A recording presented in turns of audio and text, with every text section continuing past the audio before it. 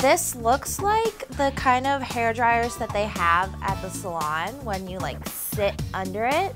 It looks like an elephant trunk.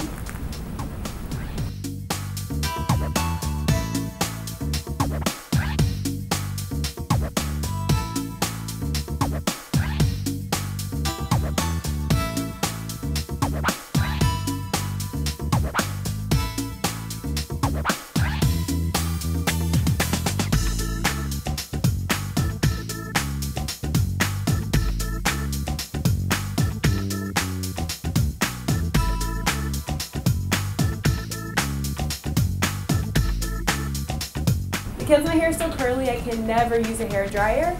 And this one, it worked and it didn't leave my hair frizzy. I think the concept is simple, it just depends on how you're using it. I would use this for deep conditioning. It probably takes the same amount of time to use this as it does to use like a regular curling wand, but I can't use a regular like curling wand that easily, so I think that this was a little bit easier.